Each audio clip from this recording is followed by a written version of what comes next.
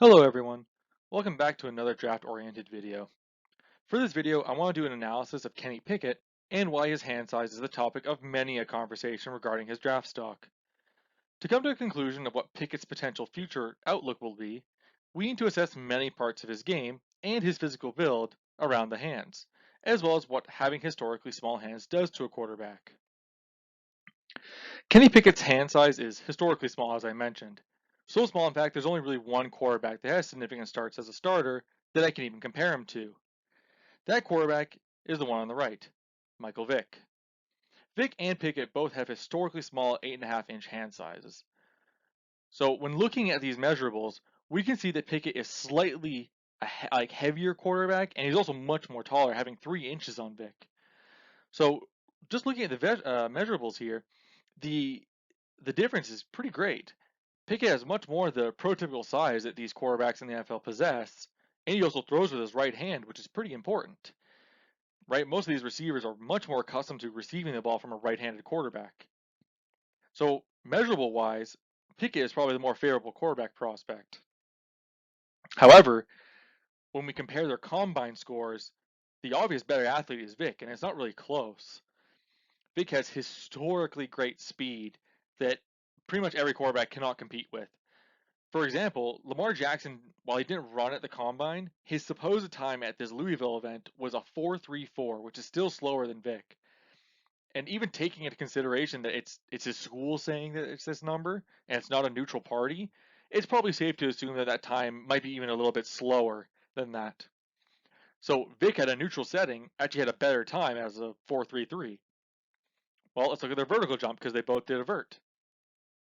Vic blows Pickett out of the water here.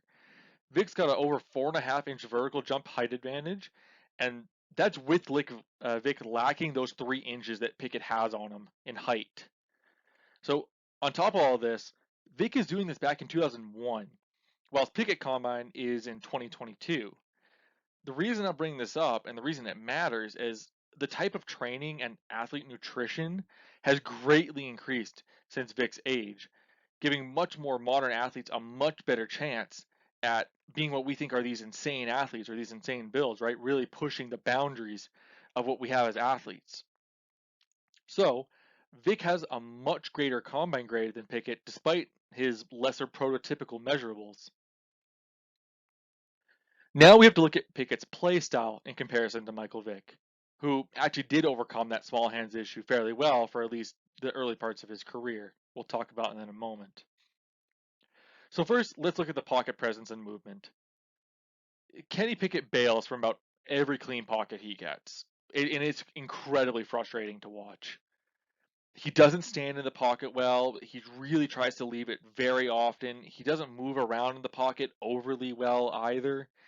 And when you're comparing that to Vic, who had success early, Vic's the complete opposite. Vic moves well in the pocket, like very well. He threatens that scramble so well that you really couldn't overcommit to a gap and really send the house at him because unless you really got someone around his ankles, like he always had a lane to take off. So it was hard for defenses to play versus him. And Vic stands in the pocket well, which is possible because he threatens that run so heavily. These rushers really had to just tone it back a little. They couldn't overcommit. They couldn't send their full weight at Vic when it comes to a pass rush. So he got much nicer pockets more often, and Vic just got to stand in them. And since he doesn't bail from these clean pockets nearly as often, he got to just sit and take what the defense gave him essentially. Now, when we talk about arm strength, Vic kills Pickett here. Pickett has an NFL caliber arm, but Vic's arm was just so much stronger and is very accurate outside the numbers as well. Scrambling, I also mentioned earlier, it's something Vic has much better as a prospect, and that's how I'm comparing them, by the way. I'm looking prospect to prospect. Vic was a much better prospect at it. He gains so much additional yardage with his legs. He can make guys miss. He can break some tackles. Pickett's not going to be able to do that consistently in the NFL. I could really go on and just nitpick both of these quarterbacks down to like the smallest possible thing, talking about like holding safeties with eyes or leading the ball. But to help keep this video short, Vic is basically the far superior quarterback when it comes to a lot of the more quarterback intangibles. And the NFL showed it in his draft when he was the first pick in the entire draft. Now we have to get to why hand size matters. The lack of size in hand does make it hard for quarterbacks to hold onto the ball. I will address this early.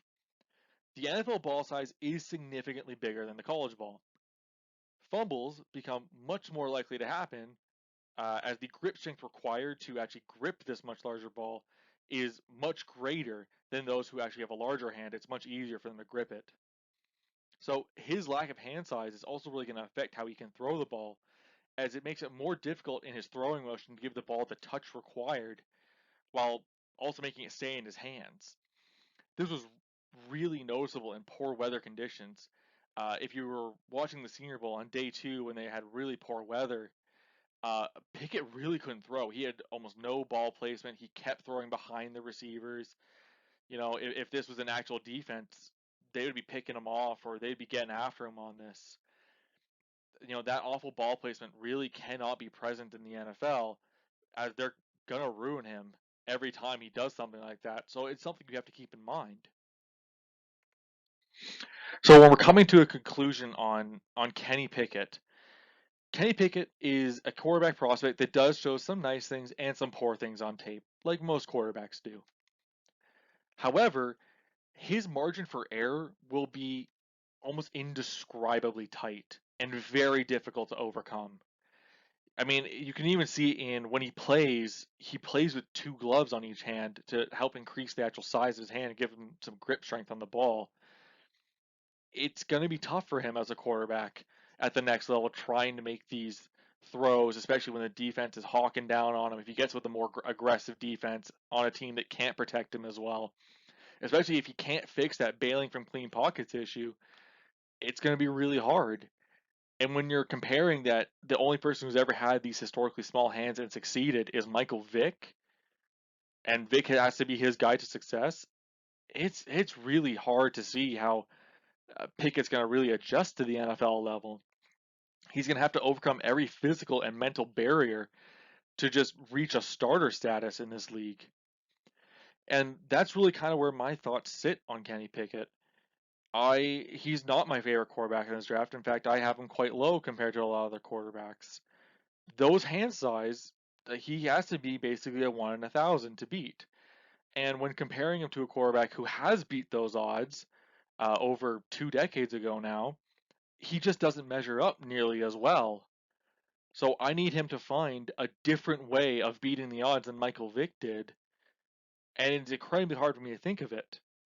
I said earlier that I was going to come back to Vic's shorter career. And there is some things about Vic's career where I won't talk overly much, but he did do some jail time. Vic's career drastically tapered off as it came later in his career. And you could probably think that maybe it's that hand size, right? The hand size, you know, having to play much more in structure. It's a combination of things. But when we're trying to compare Kenny Pickett to him, it does make you think, well, is Kenny Pickett going to run into those issues because he doesn't possess those elite athletic traits that help Vic overcome his smaller hands early? And if that's the requirement, not only am I worried about Kenny Pickett short term, now I have to worry about Kenny Pickett as a long-term option. It's just something to think about when these teams are looking at quarterbacks and you're wondering why Kenny Pickett might still be on the board compared to other quarterbacks. That might be the possibility of the reason why. So all this comes down to say is I wanted to educate on people on what happens when you have a smaller hand size and why it's affecting Kenny Pickett's draft stock, and why you might see Kenny Pickett fall out of the first, even though he might arguably be one of the more pro-ready quarterbacks when you look at his tape.